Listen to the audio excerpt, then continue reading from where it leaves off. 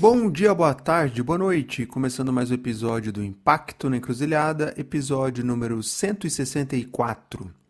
Quebrou, foi lá e empreendeu de novo. Já rodei mundo todo afora. Eu perguntei, mas ninguém me deu bola. Quando eu sair de casa essa noite, toda gente que me vê vai tentar se esconder. Bom, e nesse episódio eu recebi o Aziz Constantino, um cara incrível, empreendedor nato, orgânico, um cara inquieto, brilhante. Como você vai perceber aí ao longo do papo, ele foi apresentando os seus vários chapéus. Na minha conta foram 4, tá? E dá pra sentir, por meio do áudio, o brilho nos olhos dele. Bom, eu gravei com vídeo e eu testemunhei isso. O cara transpira empreendedorismo e impacto social. Incrível. Chegou um momento da jornada dele em que ele cansou, né, de apoiar o negócio dos outros. E aí ele decidiu criar os seus próprios negócios. Então, o primeiro chapéu é sobre isso, né? Sobre a consultoria que ele tinha. E um desses negócios que ele foi criando é a Escola Desnegócio, que é uma iniciativa de capacitação, apoio, aceleração de negócios da quebrada, que a ideia é desenrolar o empreendedorismo periférico, muito bacana mesmo. Além de ser uma escola barra aceleradora, a Desnegócio também tem uma série de podcasts. Eles estão dando uma pausa agora, mas é incrível, são 90 episódios com convidados super interessantes. Link está aí na descrição, depois você confere lá. Bom, e falar sobre o seu propósito, né, é com o Aziz. A gente gravou em meados de junho, eu em Brasília e ele em Ilhabela, litoral de São Paulo. Nada mal, não é mesmo? Bom, e essa bela trajetória empreendedora tem a ver com pessoas, né? Como diz o Aziz aí no papo, é sobre gente. Eu concordo com ele, é sobre gente. Bom, se você gosta do conteúdo que a gente produz aqui, então considere se tornar um apoiador do podcast. Junte-se a outras pessoas iluminadas que mantêm esse trabalho de pé. Passa lá no Apoia-se, link está aí na descrição, e veja como colaborar. Aproveito para agradecer a galera que está apoiando. Incrível, incrível mesmo. Bom, então agradecer demais ao Aziz, um cara inquieto, empreendedor, que tem uma visão muito bacana, um cara perspicaz. Olha, gostei muito de trocar ideia com ele, com o Aziz, e não tenho dúvida que você também, ouvinte, vai gostar do papo. Bom, então é isso. Sem mais delongas, partiu pro papo. Por todo o reino onde a fauna flora, na caixa preta, caixa de Pandora. Eu posso vasculhar todos os cantos, mas ninguém vai responder o que eu quero saber. Salve, Aziz! Cara, feliz de você ter topado vir aqui trocar essa ideia. Pra gente começar, cara, se apresenta, de onde você fala, conta um pouquinho de você. Fábio, obrigado pelo carinho, pelo convite. É um prazer estar aqui num podcast resiliente, sensível e vulnerável, mais do que quem deu certo. Então, é um prazer estar te olhando. Então, eu estou tendo esse privilégio, galera, vocês estão só ouvindo. Eu estou olhando aqui o Fábio comigo, não presencialmente, mas virtualmente. Falo com vocês todos e todas da Ilhabela. Moro há 3 anos nesse refúgio, que é na verdade, a Ilhabela, para quem não sabe, é um parque estadual com uma cidade, não é uma cidade com um parque estadual. 85% ainda é preservado, é uma das maiores reservas preservadas de Mata Atlântica do estado de São Paulo. Brota água de todos os cantos, logo é um lugar com bastante energia, e essa sensibilidade da natureza ela fica mais aflorada, porque a natureza não é a floresta, né? A natureza é a nossa própria natureza. Então, poder ter saído de São Paulo, não num lugar de fuga ou sabático, como normalmente as pessoas fazem, mas ter achado um lugar mais coerente para eu criar as minhas raízes, me dá mais qualidade em algumas coisas que há 3 anos atrás, morando no caos paulistano da Gema, eu não imaginava que eu conseguiria sentir. Então, tá aqui com vocês, eu falo dessa energia. A gente tá gravando o episódio numa quarta-feira, é isso, né? Numa quarta-feira aqui de outono com cara de verão. Né? O outono, a princípio, essa semana esqueceu, acho que ele se confundiu aí nas redes sociais com o verão e tá um calorzão danado. E amanhã, gravar na manhã também muda tudo, né? A gente fala também que gosta de trabalhar à noite, o paulistano adora essa coisa, mas é porque não é que a gente gosta da noite, né? Porque a noite é o único momento onde não toca o telefone, onde as notícias diminuem, onde essa ansiedade dá essa acalmada. Então, poder gravar com você de manhã também me ajuda muito. E é isso. E acho que durante o episódio eu vou falar um pouquinho mais da esquisitice, ou talvez originalidade, né? Porque o Aziz ele valoriza muito a origem das coisas. Eu venho de um modelo que eu aprendi a empreender em empresas familiares, em processos geracionais, em coisas que levam tempo. Casei com uma esposa, né? Quase isso mesmo. Conheci a Déia há muito tempo, há 18 anos atrás, e ela tem muito forte a coisa da lei sistêmica. Ela estudou algumas fenomenologias relacionadas ao tema, então é olhar para a ancestralidade, para os modelos de crença e padrão que vem de nossos sistemas. Então é uma coisa que eu valorizo muito, muito mais da originalidade, de onde as coisas vêm, do que a inovação que olha para frente e se perde na projeção. Cara, que incrível. Pô, de Ilhabela, que chique. Acho que é meu primeiro convidado falando de Ilhabela. Massa demais. Aziz, cara, eu poderia dizer que você é um empreendedor serial. É um cara que tem empreendedorismo na veia. Eu acho isso fantástico. Já já eu quero falar mais dos desafios disso, mas antes, queria que você trouxesse na mesa o seu chapéu, os empreendedores. Sei que você tem vários. Dá uma geral, todos eles, por favor. Dentro de um contexto da palavra serial, ela traz um destaque para a quantidade, o que é um ativo nessa sociedade ainda mais de carreira, né? Só que carreira, analogia à cocaína, é uma coisa estreita. E eu não sou estreito e a vida ela é muito mais líquida do que curta, né? Eu acredito menos no contexto do serial, mas é muito mais empreender coisas que fazem sentido para mim. Eu venho de uma cultura de empreendedores familiares, ou seja, meu avô foi um dos primeiros dentistas a querer empreender no Brasil, implante dentário. Então ele já tinha uma vocação mais do que abrir boca e ganhar na consulta, ele percebeu que dava para criar parafuso na boca das pessoas, num modelo muito jurássico, arcaico, mas ele começou esse processo. Meu pai, que nasceu no sistema árabe, né? Então a origem deles era libanesa, onde o patriarcal e a escolha da carreira não tinha muita opção. Meu pai queria ser arquiteto, só que meu avô falou, ó, projeta a casa da praia, mas você vai ser dentista também. Meu pai entrou nesse lugar de ser o sucessor do meu avô.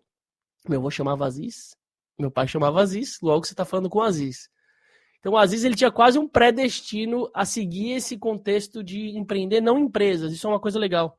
Não associe negócios familiares a empresas, são ecossistemas. Eles já são mais biomas até do que ecossistemas. Eles já têm uma cultura de startup, spin-off, eles compram, vendem, juntam, só que eles não organizam, às vezes, a arquitetura do modelo. Isso não é uma coisa que é muito bem pensada. São como são realizadores. Então, eu nasci já num sistema que empreender era parte do meu contexto de existência. Então, não misturava. Eu, em vez de assistir, às vezes, desenho, eu olhava a cirurgia de implante do meu pai. Meu pai não virou só dentista, ele foi estudar fora, eles abriram uma multinacional, a empresa da família virou uma multinacional de implantes. Ele criou um modelo, um mecanismo empreender, era muito mais presente do que abrir bocas para o meu pai, na segunda geração. E aí eu tinha esse lugar de seguir esse contexto, só que, enfim, às vezes ele é 1%, eu vou experimentar 1% antes de definir se o 99% faz realmente sentido, né? Cada vez mais aprendi com cientistas de dados sobre o valor dos percentuais menores, né? Se vai chover aqui na Ilhabela e o percentual talvez de vir uma tempestade é 5%, né? São 5% de chance de vir chuva. Então eu aprendi a valorizar esses hiatos onde as pessoas não olham e eu me permiti, antes de seguir um modelo de sucessão, experimentar o que é uma outra experiência e eu fui para uma construtora de um tio meu, e aí dentro do ambiente CEO analítico, engenheiro, ou eu me diferenciava por uma linguagem o oposto, que às vezes a gente faz isso, a gente fala palavras em inglês difíceis, só para a pessoa falar, nossa, essa pessoa entende muito alguma coisa que eu não sei dizer, mas fala com ela que ela entende. Ou no caminho contrário, que foi o caminho que eu segui, que é o caminho como que eu falo com um dono de negócio, naquela época era muito mais os donos mesmo, as mulheres não eram presentes, isso aí em 2004, 2003. Não que elas tenham esse espaço, mas elas estão conquistando cada vez mais, né? Mas lá eu aprendi que falar de negócio, falar de criatividade, inovação, publicidade, sensibilidade, esse território onde eu mais me identificava, era sobre falar de problema de negócio, como resolver, quanto vai custar, quanto tempo vai demorar, e qual o resultado disso. Quando você escreve isso no papel, essa é a beleza, é pensar numa solução, que ela começava de uma origem, e ela se desdobrava numa planilha, numa marca, num discurso, numa apresentação, em algo que era materializável. E foi dentro dessa construtora que eu me desenvolvi, como primeira experiência do empreender soluções como começo, meio e fim. criar a lógica dos PDCAs, aí a gente adora também criar as tractanas, os modelos, né? Mas criar um mecanismo que primeiro eu preciso entender a fundo, então eu preciso mergulhar, emergir naquilo, para depois implementar soluções que elas vão acontecendo, não de forma certa ou errada, porque elas vão errando. A gente, para um processo criativo, você vai testando, aprimorando. Só que o Aziz, depois da experiência de 4 anos dessa construtora, o teto bateu. E aí, dentro do mundo criativo, principalmente, onde eu mais me identificava, eu acabei virando marketing dessa construtora, e ela atendia grandes publicitários do mercado, que o mercado criativo era muito sobre a publicidade, que hoje eu percebo que é uma mecânica só de potencializar um capitalismo que não faz mais sentido, né, hoje. Mas, enfim, existiu o mercado da publicidade lá atrás, era o lugar onde as pessoas mais criativas estavam. E lá, na época, os clientes dessa consultora eram Nisa Guanais, Fábio Fernandes, eram grandes nomes, todo mundo falava, nossa, isso. E detalhe, essa consultora era do meu tio, então eu era o sobrinho do dono dentro do contexto, né, que também não é nada positivo, porque ser sobrinho de gente, tem gente que é casada no trabalho e esconde aliança, não tem isso? E acha que... Então tem um contexto lá que eu vivi também essa desconstrução de um jovem criativo, sobrinho de um dono, onde eu precisava criar essa força a partir de uma desconstrução do que as pessoas projetavam em mim. E aí era mais fácil até de surpreender. Quando elas conheciam o Aziz, a expectativa era baixa, era muito mais fácil de eu construir minha própria identidade. Mas enfim, foi lá que eu percebi que o meu mercado não era trabalhar no mundo criativo das agências sendo um executivo. Começar como estagiário, depois ser mais estagiário, depois subir a escadinha linear da hierarquia. Eu queria empreender, eu vi que tinha uma possibilidade de criar um modelo onde eu juntava a capacidade de execução da publicidade com a capacidade do pensar da consultoria. Eu falei, pô, será que não dá pra pular uma história e começar um negócio? Não tinha nem faculdade ainda, eu não tinha nem carteira de trabalho, eu trabalhava no meu tio por 4 anos, eu fiquei lá sem ter, inclusive se eu tivesse processado ele, tô brincando. Mas a lógica é, então aqui no Perspectiva eu falei, eu quero empreender alguma coisa mais original. E aí eu me permiti empreender a minha primeira iniciativa, mas era empreender o negócio dos outros. Porque a tese da minha primeira empresa, a DZN, ela nasce como eu vou misturar essa capacidade de começo, meio e fim de projetos, vou usar a minha capacidade relacional que eu já tinha, de pessoas que já me conheciam como potencial de entrega, e vou entrar na empresa dos outros para posicionar marca, montar estratégia comercial, olhar para a cultura, e você vai entendendo melhor os recortes. A DZN nasceu em que ano? 28/8/2008. Nossa, que simbólico, hein? E os números são muito legais, porque eu sou um cara muito desconectado de lembrar dos números e de nomes. Essas simbologias exatas, elas são... Mas eu consigo ler números que se repetem, padrões que seguem. Aí eu consigo... Então, essa é uma simbologia interessante. E aí, talvez seja por isso que eu lembro, tá, Fábio? 28/8/2008 é uma simbologia da hora. Ou seja, fazem 17 anos que eu comecei esse rolê do E ela segue até hoje, a DZN.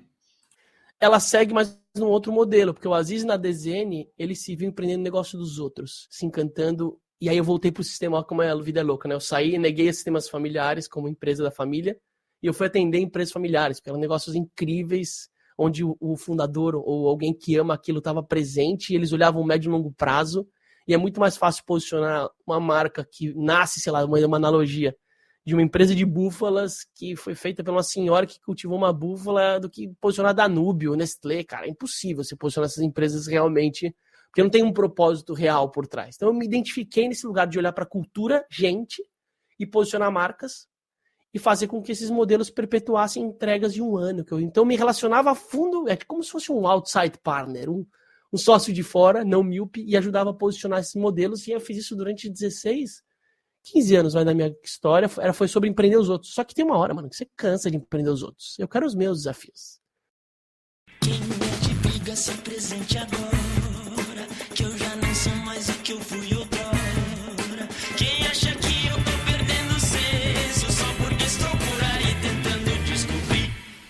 Fui nessa busca maluca, coisa de doido de lelé da cuca. Não tem razão que resolva essa conta, que o sentido é o caminho, é a própria pergunta. Eu não quero, porque todo ano, imagina o seguinte, acaba o projeto, porra, Aziz, sensacional, posicionei, então foram mais de 180 empresas reposicionadas pelo Brasil, foram mais de 50 outras startups, novos negócios que surgiram, então eu fui convidado a me relacionar profundamente com todos os recortes possíveis, imagináveis, de empreendedores, empreendedoras em sistemas, em mercados pelo país, então foi um tesão, só que, mano, uma hora a sua resiliência cansa e eu tinha a minha alma pedia algo mais, eu não criava raiz em lugar nenhum, acabava o projeto, era joinha, vamos pro próximo. Vida de E consultoria, aí, né? exato. E esse modelo, ele é parcial, né? Porque você não consegue construir uma história, uma relação profunda em um ano de projeto, mas seja hoje em dia já muito tempo para o mundo hoje que faz tudo em uma semana, né? Sei lá, um mês, sei lá, aquele projeto, em uma semana você sai com as ideias geniais, se resolve em uma. Então tem uma equação do valorizar o tempo, mas que não grudava a minha raiz. E aí eu fiz o shift, principalmente na pandemia, quando eu vi que dá para empreender não negócio. Porque a hierarquia é, você empreende um CNPJ, do CNPJ você escolhe um mercado, a partir daí você escolhe uma causa. Aí você tem os ODS, ESG, você tem um mecanismo para materializar isso, mas eu fiz o caminho contrário. Na pandemia, eu perdi um grande amigo, cliente, que foi o primeiro caso de morte de Covid no Sírio-Libanês, o seu Shang, que empreendia, você viu, e a beleza dos negócios originais, ele empreendia um negócio, ele era imigrante taiwanês, chegou na Liberdade sem falar português, começou a empreender uma lojinha que era trabalhar para a lojinha do primo dele que trabalhava na Liberdade, vendendo produtos, alimentos orientais, chineses principalmente. E aí ele prospera esse negócio, vira à toa um dos principais mercados da Liberdade, que na verdade ele traz cultura alimentar, ele traz cultura de país através da comida. Talvez seja um dos únicos lugares onde a gôndola de Taiwan e China tem uma do lado da outra. Mas enfim, o seu Shang falece na pandemia e eu vejo e falo, cara, tem um potencial de realização gigante, eu tenho uma rede de vínculo e carinho e afeto que eu construí ao longo desses anos maravilhosos, eu vou empreender um negócio para repensar esse tal de mundo das ONGs, aí de terceiro setor. Cara, não vou fazer uma campanha, eu vou criar um mecanismo de startup. Por que o mercado 2.0 tem que ser 2.5? Por que o mercado 3.0, o terceiro setor, não pode ser 2.5 e pensar numa coisa mais ousada? E aí, nesse lugar, sem ter planejamento, sem ter grana, ainda trabalhando os outros projetos que me pagavam a conta na DZN, eu comecei a criar um mecanismo de segurança alimentar, entregar comida recorrente em favelas, comprar de produtores, excedente de produção, uma mecânica de doação, pacote, cesta básica, vira-se o Orgânico Solidário, que hoje é uma das principais organizações sociais de combate à fome, aí olhando para um lugar de mais do que segurança alimentar, de soberania alimentar, de criar uma tecnologia social que entrega de forma recorrente alimentos nutritivos em diferentes periferias do país e trabalha isso com modelo de aquisição e regeneração agrária de vários produtores. Então eu garanto safra recorrente, abundância, crédito, mas eu nunca imaginei que dava para fazer isso. Eu não planejei. Se eu planejasse, teria dado merda, entendeu? Porque o negócio foi fluindo e aí eu percebi que empreender causa é muito mais tesão, porque eu me regenero todos os dias, a entrega ela é muito mais fluida, o tempo das coisas é diferente. Pô, são 7 meses para plantar uma mandioquinha, para você comer na praia e reclamar que tá murcha. Então o tempo da relação é outro, mas a capacidade de sensibilizar e, consequentemente, se nutrir do que você está fazendo é muito maior. Logo, os impactos. A gente ganhou, ano passado, um dos principais prêmios de combate à fome do país. Plugado na Cital, eu não sei se vocês têm episódio com o Léo da Cital, mas a gente criou um mecanismo de eficiência sem ter CNPJ, com um time totalmente nuvem. Então a gente hackeou o modelo e foi incrível. Então ali eu falei, era isso que eu queria e eu estava com vontade de fazer há 15 anos. E a pandemia me deu esse lugar de me permitir me entregar, empreender um negócio que eu sou o presidente, eu sou o cofundador. Mas você não parou aí, né? Tem mais chapéu aí.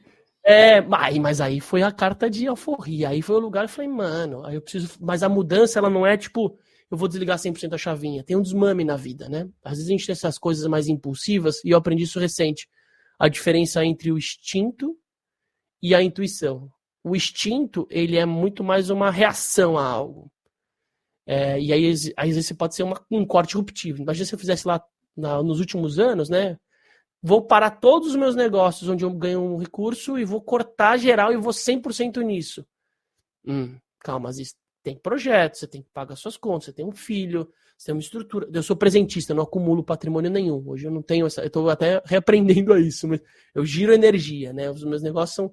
Mas ali eu falei, eu vou começar a olhar melhor em mudar o 70-30, que é 70% da minha energia para prestar serviço para os outros, eu vou começar a transformar invertido. 70% da energia eu vou começar a empreender. E aí surge um movimento também na pandemia, que era um movimento relacionado a escutar pessoas, né? Eu estava fazendo muito, realizando muito, e aí eu comecei, como você começou, não sei se foi próximo ou não, mas escutar pessoas em formato podcast. A tese era criar um podcast onde eu ia empreender escutar empreendedores e empreendedoras de impacto, que amam o que fazem, querem entregar um negócio muito da hora, assim, querem entregar um negócio, e aí seja o recorte família, favela, periferia, norte e nordeste, jovens velhos, sistemas mais complexos, juntos, e eu fui escutando uma vez por semana, e aí eu peguei sempre, eu sou muito bom em pegar pessoas complementares ao Aziz.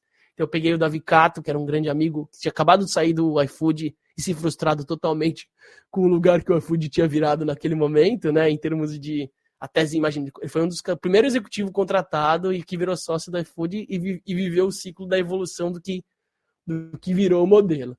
E aí ele, conversando com o Aziz, as pessoas sempre se nutrem em querer estar perto do Aziz, isso é uma coisa que eu tenho muito, eu conecto pela capacidade de transpiração e não pela inspiração. É onde eu gosto mais de estar. E aí o Davi falei, vamos começar o desnegócio? Vamos gravar um podcast para empreender uma nova forma de empreender a vida, porque no fundo é isso. Terceiro chapéu aqui, desnegócio, é isso? Terceiro chapéu dos negócios. Quem é de briga se apresente agora, que eu já não sou mais o que eu fui outrora. Quem acha que eu tô perdendo o senso só porque estou por aí tentando descobrir. E aí o desnegócio ele entra numa perspectiva de recortar a escuta do que é empreender por impacto, quais são os padrões comportamentais dessas pessoas. A gente chegou em 90 episódios, 2 anos, criei um mecanismo legal de eficiência para manter o projeto em pé, peguei as marcas, os empreendedores da minha rede, que já apoiaram, e eu sempre usei isso, a energia do coletivo, seja ela monetária, ou seja ela capacidade de realização, para fazer coisas comigo antes do resultado se materializar. Essa é uma tese que eu falo.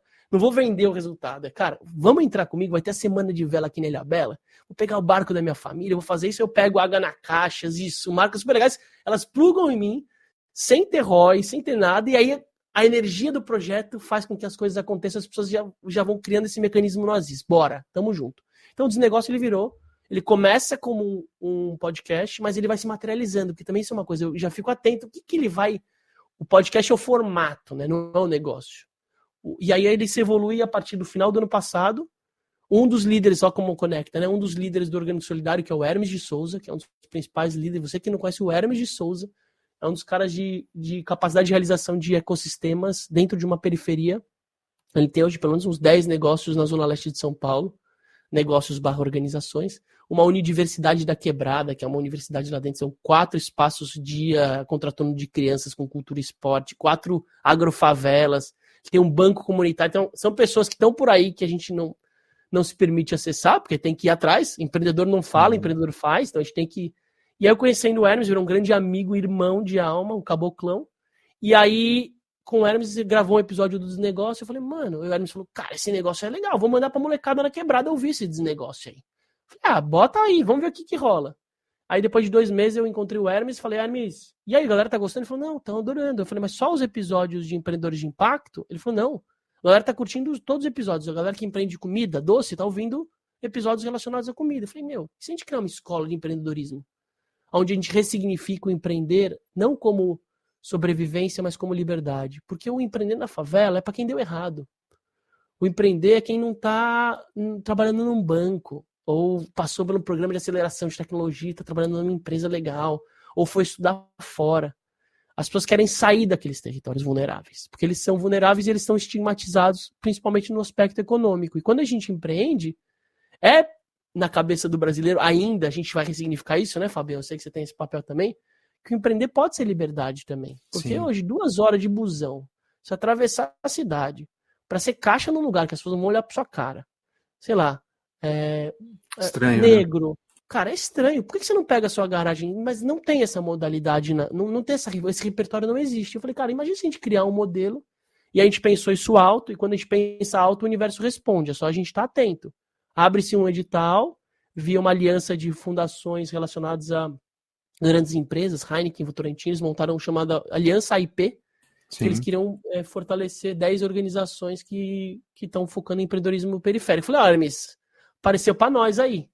E aí eu fiz a mesma tese do Orgânico Solidário lá atrás. Em vez de montar um puta time, a gente pegou a galera da periferia mesmo, o próprio projeto NUA, que é o ecossistema do Hermes, montamos uma agência na quebrada para escrever o edital, aparece a energia da Karina, que é uma pessoa incrível, e a gente escreve o edital, 600 inscritos, a gente passa a primeira fase, passa a segunda fase, a gente é uma das 10 ganhadoras. Ganhamos uma grana animal para viabilizar um programa não de aceleração, mas de regeneração empreendedora. Qual o nome dessa iniciativa? Desnegócio. Ah, o É a evolução Desnegócio do como desnegócio. escola, entendi. Ele deixa de ser no formato podcast para a gente formatar um modelo que a gente seleciona empreendedores da mesma região, então a tese é no mesmo território. Nesse primeiro a gente viabilizou com 35 empreendedores, empreendedoras, 15 MEIs e 20 CNPJs que sejam, né, formalizados. A tese tipo, a gente brinca que é uma start da quebrada, só que em vez de você ter que pagar uma grana, você é convidado ou convidada.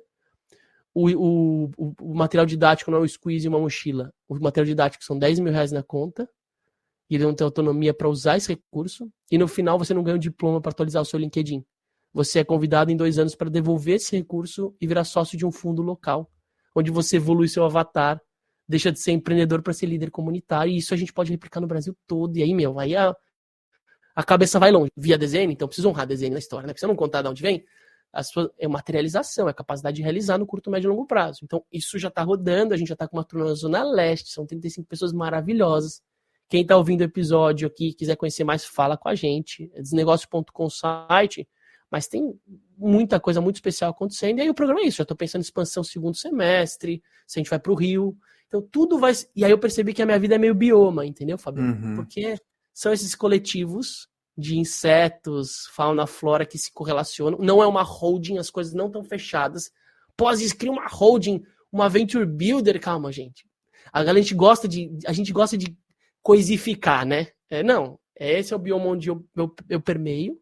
Então eu fiz um ciclo de phase-out, de saída na DZN, e acho que o primeiro episódio, que para mim é muito importante, porque eu tô me ouvindo antes de qualquer um, o Aziz encerrou um ciclo na DZN. Cara, Uau, incrível, hein? Uau! E aí minha esposa, que eu nem contei esse recorte, porque é muita coisa, mas eu vou escolher. A Déia empreendeu a DZN comigo durante esse tempo todo e ela continua sendo embaixadora. Ela tá tocando a DZN, a gente fez um desmame super importante. A DZN tá focando agora mais em cultura, que é a área dela.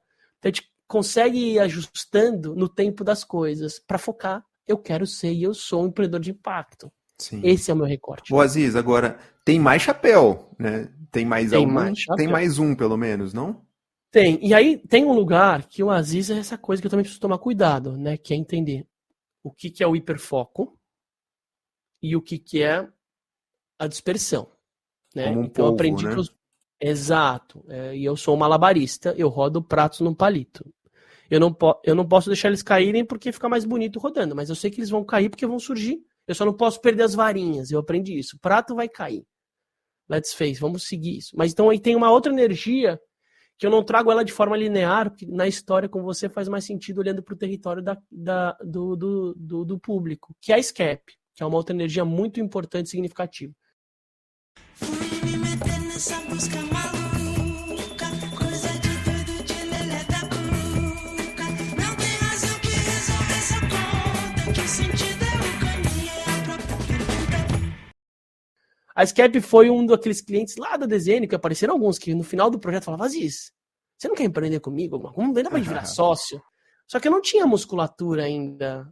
E DZN, gente, não tem glamour. DZN eu quebrei, quebrei dívida grande de banco, já tive que fugir de fiscal na porta, já tive nome sujo, graças ao meu pai, que tinha o mesmo nome que eu conseguia, imagina, detalhes pequenos, né, quando você tem o seu nome sujo, imagina se você numa mesa com clientes, como que você paga o cartão, não tinha essa coisa do celular, com o nome de uma outra pessoa. Então, hoje na periferia eu vejo que isso é uma realidade, mas eu vivi dores e aprendizados, porque eu aprendo muito na dor. A dor, para mim, ele é como eu me trabalho, o autoconhecimento é uma das bases da minha vida, é na dor que eu vou sentir o presencing, a presença, que tem algumas teorias, teoria U, que usam isso, na presença que você consegue. Então eu vivi situações que me deram uma musculatura, mas não me enrijeceram na DZN. E aí, em um momento, no meio da história da DZN, há uns 7 anos atrás, eu conheci o Davi, que empreendia um negócio de educação com outros sócios, um negócio de educação global, uma empresa que pegava adultos como a gente, em vez de fazer MBA tradicional, eles direcionavam para universidades. Então era meio uma agência de educação para adultos. Eu falei, e a DZN era esse playground, né? Eles me chamavam, pagavam bem, e eu entrava no mercado das pessoas, tinha tempo para conhecer a história delas, era um tesão. E aí, conhecendo esse mercado, eu falei, tem uma oportunidade de criar um modelo contrário, que é, depois de um ano de tese, vamos criar uma curadoria de aprendizagem, onde a gente pegue o Fábio, não pelo estereótipo do LinkedIn dele, mas o Fábio dores, medos, traumas, prazeres, o que ele faz, e aí desenhar um programa cruzado, não só com professores acadêmicos de um campus, mas eu vou cruzar com uma grade de pessoas incríveis, empreendedoras, ativistas, lideranças, pessoas que eu vou montar essa grade, que elas vão se materializar através não de aulas, mas de mentorias, de imersões, e eu vou montar um MBA sob medida. Só que em vez de ser tipo um sabático, você precisa desligar a sua vida, porque ninguém mais dá para desligar a vida, vai ser durante a sua vida real. A gente criou a tese, fez 4 pilotos, funcionou. E aí eu olhei pro Davi, a gente se conectou e falei, mano, vamos empreender esse rolê, vamos fazer isso aí do papel, vou incubar. De verdade, a primeira iniciativa com você. E essa é a SCAP. Essa nasce a SCAP, que hoje ela se posiciona não no lugar de educação, mas numa plataforma hoje, numa solução que ela desenvolve lideranças de impacto pelo país. Então a tese é pegar muito pessoas que talvez estão... Imagina, quem sobra tempo? Ninguém sobra tempo. Então hoje um líder tá, enfarinhado de reunião, de validação, mas às vezes, imagina 10 anos no mesmo lugar, ou com o seu mercado mudando, a gente pluga como uma solução para ajudar essas lideranças do país. Então aí entram lideranças executivas, corporativas, entram empreendedores e entram sucessores também, que é uma galera muito da hora, e sucessoras também de pegar, que são gente que está entrando no repertório familiar, e aí a tese é, em 6 a 8 meses a gente monta um programa, e a tese é a coisa mais linda do planeta, porque não é sobre chegar no ponto A ou ponto B, esse é o ponto míope, né? Eu sou gestor, eu quero ser diretor. Não, eu sou o cara dessa referência do varejo, não, a tese da SCAP é que a pessoa se permite, ela vai vivendo as atividades, ela vai se descobrindo. O sítio da família, vamos fazer uma atividade de permacultura? Caraca, isso tem muito a ver. E aí começa a florar. Então, durante a jornada, ela vai se descobrindo, eliminando coisas que são superficiais e vai aprofundando em teses. E aí ela chega não no ponto A, no B. Ela chega no ponto A para o F, G. E a musculatura que ela ganha, porque imagina, trabalhar sua capacidade de sensibilidade, lidar com seus desafios pessoais, ampliar sua rede qualitativa, entender o que é impacto e causa sua, e dar musculatura técnica e relacionamento com gente incrível, é que nem andar de bicicleta. E aí hoje a gente já entregou para mais de 30 lideranças pelo país. É uma tese resiliente ainda como modelo, porque não, a escala da SCAP, estou falando de 15, 20 jornadas por ano, essa é a nossa meta. A gente está entrando agora numa captação, olha que tese invertida. Foram 2 anos para aquela metodologia da SCAP, 2 anos, para falar, mano, isso funciona. Depois mais 1 ano de investimento próprio para investir na tecnologia, porque tecnologia se investe depois que você criou o método, não dá para fazer meio paralelo. E agora a gente está pronto para ter uma escala, digamos assim, comercial de 40, 30 clientes. Então, é uma linguagem ainda difusa para o mundo convencional, mas que o impacto dessas lideranças, se o Lehman tivesse feito uma SCAP antes de novo, não porque de novo, ele não era uma zona de conforto, ele devia estar numa zona mais confortável, mas era uma zona de convívio, ele estava preso numa visão míope. Se ele vivesse um processo de um repertório onde ampliasse a potência máxima dele, talvez as tomadas de decisão com os advogados, no caso americano, seria outro modelo. Talvez ele teria mais proatividade em vez de só assinar um documento. Eu nem sei se ele fez só isso, porque eu não tive esse papo com ele ainda. Mas é esse lugar, quando a gente amplia o repertório de lideranças do país, vamos olhar, recorte, né? Caos socioambiental, todo mundo com medo, sem clareza, só que todo mundo tá com o Rivotril no bolso, ninguém mostra vulnerabilidade. Normalmente são homens, e isso muda sim, porque a mulher tem muito mais sensibilidade através do materno, de olhar curto, médio e longo prazo das coisas. Essa galera tá apática, ninguém toma o medo e a coragem em movimento, Fabião. Se eu não assumir meu medo, eu não faço nada corajoso. Aí fica esse lugar, que é isso, olhando pro recorte orgânico solidário, como um país desse, galera, com tanta abundância. Você tem uma galera, assim, milhões, nem falo dos números, senão a gente fica preso em números. Números não quer dizer nada. Milhões de pessoas, gente, passando fome. E aí você fica muito, 7%, 7 vezes mais de jogado resíduo, né? Tipo, vira desperdício de alimento. Né? Aí você fala, surreal, então, mas é um surreal que não dá pra gente se convencer a escrever artigo no LinkedIn, galera. Sim. Fudeu, mano. Você que Aziz, tá ouvindo, que é um... desculpa. Não, eu queria te perguntar o seguinte, você falou de 4 chapéus incríveis, né, de iniciativas que você está envolvido. A minha pergunta é, como é que você arruma tempo para seguir com as varetinhas girando esses pratinhos? Maravilhoso. O Aziz, certo ou não, melhor ou pior ou não é desse lugar, mas o Aziz ele aprendeu a aprender 10, 15 negócios na DZN. Essa sempre foi minha escola. A DZN era um lugar que eu fiquei 15 anos empreendendo esse nível de complexidade, só que para uma trading, uma empresa de colchões, na Caixa, sei lá, eu já criei um mecanismo de estrutura. A desenho tinha 15 pessoas no time. Eu tocava vários projetos. Então tinha um lugar que então eu tô me sentindo, olha que loucura, tudo é uma questão de perspectiva, né? Tudo é se alguém mora, sei lá, num barraco sem saneamento básico, se você levar essa pessoa para um apartamento, talvez ele não se adapte mais. Eu saí de São Paulo, por exemplo. Eu não me adapto mais em São Paulo. Eu perdi tudo é uma questão de perspectiva. Eu não sabia que existia uma perspectiva da Ilhabela. Então, na perspectiva do Aziz, de empreender multinegócios, com o cliente te enchendo o saco, porque era uma relação diferente, né? Cobrando ali, um especialista no mercado que, conhecia muito mais que eu, tinha que me desafiar. E eu viver 4 negócios já me dá um senso de equilíbrio. É muito menos que 15.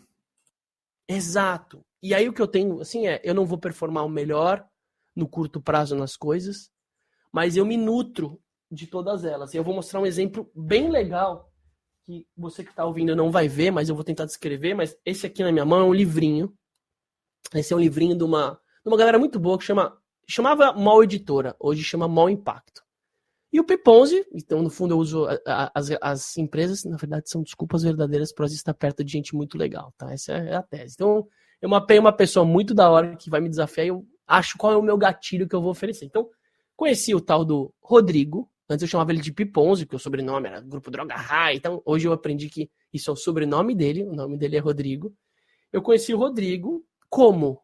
Através de uma jornada da SCAP que eu estava fazendo para um dos principais líderes de Goiânia, que contrataram, imagina, o presidente da Novo Mundo, que é uma empresa varejista do Centro-Oeste, e o presidente do conselho, que era o sucessor. Então, os 2 principais homens brancos, imagina um ambiente de Goiânia, né? Mas os caras tomavam decisão num grupo de 170 lojas. Os caras são incríveis, assim. E aí, na jornada da SCAP, a gente tinha que colocar uma atividade para um deles, para o sucessor de um sucessor incrível que montou o instituto. Eu falei, é hora de eu conectar o Rodrigão. Conectamos a energia do Rodrigo como uma atividade para o Carlos Luciano na SCAP. Eles se conheceram e aí piraram um no outro e porque dá um match, né? Conecta, né? A SCAP ela pluga a pessoa no momento certo, brifa, explica o que precisa. E aí a gente viabilizou, a partir dessa energia, um projeto do MOL, junto com a Novo Mundo, beneficiando quem? O tal do Orgânico Solidário. Pim! Ó como conectou. Energia da SCAP me conectou com o Rodrigo, que me conectou com o Orgânico Solidário. E é óbvio que o Rodrigo tem um episódio no Desnegócio também, no tempo das coisas. Então não é feito para ser assim. Não é que eu crio um mecanismo, tipo um pipeline, que entra por aqui, não. Mas eu tenho o meu tarô. E eu consigo entender onde eu me relaciono e as coisas como fazem sentido, porque são causas. São causas. Não é o economics. O econômico é uma consequência do modelo. Eu estou aprendendo cada vez mais a importância, porque o Aziz é empreendedor, raiz. Eu não sou executivo, eu preciso ter pessoas comigo que ajudam a entender, mas eu entender. A melhor coisa é mostrar onde eu sei. Então, você vê a energia do bioma rolando? E isso é com vários casos assim. Já rodei mundo todo afora. Eu perguntei, mas ninguém me deu bola. Quando eu sair de casa essa noite, toda gente que me vê vai tentar se esconder. Que incrível. E agora eu entendo porque a relutância com o termo do empreendedor serial, e eu concordo totalmente, é muito mais orgânico o teu processo e é incrível, muito legal você estar dividindo. Em algum momento da tua fala, Ziz, você falou quebrei, dores, de sabores de empreender. Divide um pouco mais desse lado não tão glamuroso do empreender. O empreendedorismo, porque eu acredito muito para você que está ouvindo e que não tem um CNPJ, uma MEI ou qualquer coisa, ou nunca vendeu doces na porta, ou sei lá, qualquer coisa que você tenha assumido o empreender a vida, na verdade, né? Porque como a gente vive uma vida de trabalho, essa é a sociedade atual hoje é sobre trabalhar, e o resto é o resto. Se eu empreendo, se eu vivo por trabalho, logo se eu empreendo minha vida, e consequentemente um trabalho. Então é o empreender a vida, qual é a relação, quais são os valores, ou eu falo muito da integridade, o que eu acredito é o que eu falo e o que eu faço. Não é o que eu falo. E não é o que eu faço o tempo todo, mas eu vou tentar sempre equilibrar. Eu acredito nisso, eu vou falar isso e eu vou fazer isso. Quando eu me aproximo disso, é muito mais leve. Então o Aziz, para chegar nesse lugar, ele não tinha teoria. Eu abri mão da escola, da faculdade. Em 2008, quando eu empreendi a desenho, não tinha como sair às 6 horas e falar, Agora eu vou para a aula de briefing, de publicidade. Mano, não tinha como, nem de manhã, que eram as janelas. Então eu abri mão da faculdade. Só que no fundo, quando eu abri mão da faculdade, então você vê, é sobre renúncias, né? Imagina a minha avó, puta, você vai ser preso, cara. Se você for preso, essa era, juro, gente, era um padrão. Como você não vai ter faculdade, mas quem você vai ser se der tudo errado? Meu pai falava, tipo assim, pra mim, que eu entendo o lugar, mas falava, mas se der tudo errado, você vai vir com um monte de dívida, você vai me ferrar, desiste logo. Então, por mais que o empreendedor é um bicho comunitário, porque a espécie humana, ela é comunitária, ela é como essência, talvez a gente pode ter tido alguns traumas na vida e se convenceu de que eu gosto de ser solitário, e eu gosto de... Mas a gente é comunitário, a gente, o contraponto é que eu me sentia muito sozinho. O empreendedor, ele se coloca no lugar de solitário. E é um lugar que a gente se coloca, sejam homens ou mulheres, né? Tipo, a gente se coloca como um lugar de ter que tomar as decisões, ter que escolher o que tem que ser certo ou errado, saber o que vai fazer. E eu tinha a Dé comigo, minha esposa, minha sócia, minha parceira, minha cúmplice, mas eu me sentia muito sozinho. Então eu vivi situações dramáticas que eu não sabia que eu ia conseguir existir, que era tipo, mano, acabou minha grana, eu preciso pagar a folha no final do mês. O que eu faço? E aí eu comecei a aprender, criar um dispositivo que eu precisava da escassez para criar abundância. E olha que loucura. Então, assim, eu performava nos 15, 20 primeiros dias do mês, mas quando chegava o final do mês, eu precisava achar uma forma de, mano, manter o aluguel, o salário da galera, tipo, a minha casa, tipo... E aí eu criei um dispositivo que eu precisava desse escasso. Eu precisava de um Aziz, o herói, assim, sabe? Salvo o rolê. E isso me machucava muito, né? Porque é isso. Fudeu, agora vou pegar um valor disso. Tem um fato, você falou de fato, esse fato é muito interessante, de quase uma cena de filme. Que era, eu tava num lugar sem recurso, e aí, porque você aprende, né, Fabião? Eu pego dinheiro emprestado para pagar impostos. Não tem uma escola empreendedora real, raiz, no Brasil. Por isso que o desnegócio tá nascendo. E aí o desnegócio tá vindo com quais aulas? Não é matemática financeira, é coragem, autoestima, vocações, ancestralidade. Essas são as bases. Então não tinha um repertório disso. Então eu precisei me botar muito dentro da tomada. Então eu lembro que quando eu estava nesse lugar de pegar conta em banco, pagar parcelamento com juros abusivo para pagar imposto. Aí você sai do resposta sozinho do solitário e pede ajuda. Aí você pede, o que eu faço agora? E aí uma anjinha falou, vocês vão fazer o seguinte, vocês têm crédito naquele banco ainda? Vocês vão pegar esse dinheiro, vocês vão pegar esse crédito em dinheiro. Tipo, operação de filme. Vai lá, pede o máximo que der e vocês vão fazer esse valor sustentar vocês durante X tempo e vocês vão reconstruir um rolê. E a gente viveu esse ciclo maravilhosamente bem. Então, mas imagina eu não tinha 23 anos, tipo.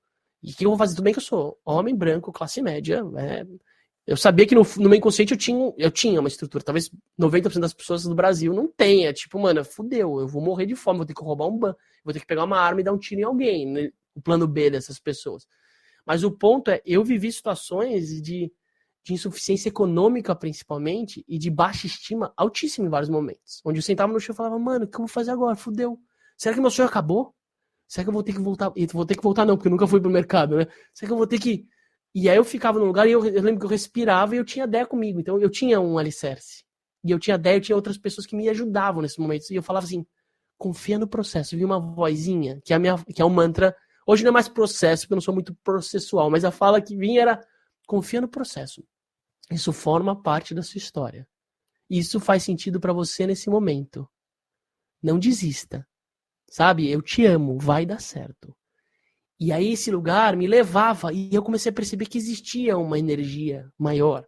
Não uma entidade, não é uma coisa religiosa, mas tinha uma parada que no final encaixava. No final, mesmo sofrendo, ralando muito o joelho, quase amputando uma perna, aprendia, tinha um aprendizado, e isso foi fundamental para chegar na próxima fase do jogo, assim, da vida, sabe?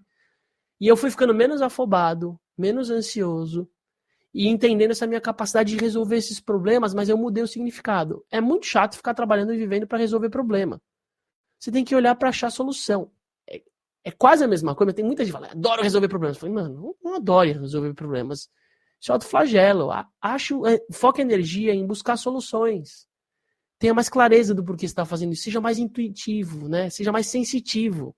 E use a sua capacidade intelectual. A minha é muito... Eu avancei porque eu não fiquei sem estudar, né? Eu fiz várias formações sem ser rígida. Então eu fui o primeiro case da SCAP. Eu fiz a minha formação desenhando vários modelos. Então eu vivi situações que eu não recomendo para ninguém. Porque elas foram muito difíceis. Mas era a história que eu estava escrevendo. A vida é uma só, né, Fabião? Eu ia desistir no meio do rolê, sem ter terminado. Por isso que eu falo, empreender no Brasil não é sobre quebrar financeiramente. É sobre perder é desistir, é tipo, não aguento mais. Porque quebrar financeiramente, você dá um jeito. O brasileiro, mano, é gambiarra. Ele é civirólogo, ele dá um jeito. Agora eu tô entendendo o que é empreender na periferia, mano. Empreender na periferia, galera, 99% das pessoas estão ouvindo. É tipo assim, vou dar um exemplo claro, Anderson Perninha, é um cara que, mano, é um dos caras que estão na programa de regeneração dos negócios. O cara tem um lava rápido. Não, ele tem uma tenda na rua. Na rua, ele pega a água do cara lá, bota a tendinha, quando tem vaga, quando não tem, ele faz um esquema de liberar um carro, dá de graça. O cara tem problema na perna. Negro, tipo, então ele é deficiente negro, e aí, mano, pra ele empreender, ele ainda tem que trabalhar num outro lugar à noite. Mano, e o cara, tipo, é uma resiliência tão foda. E aí, tipo, a gente vai fazer alguma coisa, puta, ele tem que levar o filho no SUS. Aí o funcionário some com dengue, pega atestado. Aí tem... Cara, é tão surreal, é quase, tipo, impossível. Só que essas pessoas estão em bando em vários lugares das periferias. E elas estão entendendo que ou ela vai ter escolha de entender que aquilo vai ser o sobreviver, ou ela pode achar uma capacidade de liberdade nisso também. E a gente intelectualmente, quem passou por outras perspectivas, trazer um outro repertório, misturar o repertório, não é ir lá para tirar essas pessoas de lá, não, é transformar aquilo em aldeias, porque a economia da periferia, ela é próspera, o dinheiro gira ali. Talvez gira mais dinheiro lá do que na Faria Lima, né? Tipo, se você for ver. Mas que a gente precisa fazer o quê? Dar alicerce e dar carinho, dar afeto para essas pessoas e dar repertório, não só técnico, porque eles acham que o repertório o exemplo do Anderson, que eu falei, ele acha que como ele vai crescer sendo um empreendedor? Ele precisa aprender como transformar a mecânica automotiva. Ele vai pro tecnicista. E quando você percebe, não é sobre isso. É sobre entender como lidar com a coragem, fortalecer a ancestralidade, posicionar o seu negócio, criar senso e vínculo com a sua região, falar que você é um negócio de família. Quando você chega a isso, pode vir qualquer outra franquia de lava rápido lá que não vai entrar. E, desculpa, você que tem franquia, você não vai entrar, se depende dos negócios, porque a gente vai fortalecer os negócios locais. Mercadinho do Oxo não vai entrar na quebrada, porque a gente vai fortalecer quem já tá lá. Então, em vez desses executivos acharem que o caminho mais fácil, que é vir e comprar quem tá quebrando, como aconteceu, sei lá, em vários lugares, como eu fortaleço a economia que já existe, o empreendedor que já existe. Porque essas pessoas têm DNA próprio. Não é Então, tem um lugar que, sim, empreender é complexo. O país ainda acho que o Brasil, se eu não me engano, é o maior país empreendedor do planeta, assim. Sejam os formalizados ou informalizados, e eu vi um dado recente, antes de falar com você, de 41 milhões de empreendedores, mas você tem 51 milhões de potenciais empreendedores, que são pessoas que não se veem como empreendedores oficiais, mas que estão empreendendo alguma coisa. Uau. Só que aí, é muita gente, eu tô falando de 100 milhões. Caramba. Fora os que vão precisar agora, porque o mercado de trabalho está mudando totalmente, né? Então, e aí, vai ser Uber? Não, Uber, a maioria dos Ubers hoje eles não são empreendedores, são executivos de aparelho informalizados. É um meio de plataforma. Então, tem um lugar que a gente tem uma vocação de centralidade como país. A gente é muito diverso como essência. Quem é de briga se presente agora, que eu já não sou mais o que eu fui outrora. Quem acha que eu tô perdendo o senso só porque estou por aí tentando descobrir. Fui nessa busca maluca, coisa de tudo de lelé da cuca. Não tem razão que resolva essa conta, que o sentido é o caminho, é a própria pergunta. Tem espaço para fazer o que for. Você pode ter um negócio de... Olha que negócio que ela vende perfumes para calcinhas e sutiãs. Lá na Zona Leste, que é uma região, é um recorte, chama União de Vila Nova, que são 60 mil habitantes ali. Então, ela vende isso. A outra vende moda plus size evangélica. Mano, tem mercado para todo mundo. Tem mercado, só que essas pessoas precisam do quê? De repertório. Precisam de olhar.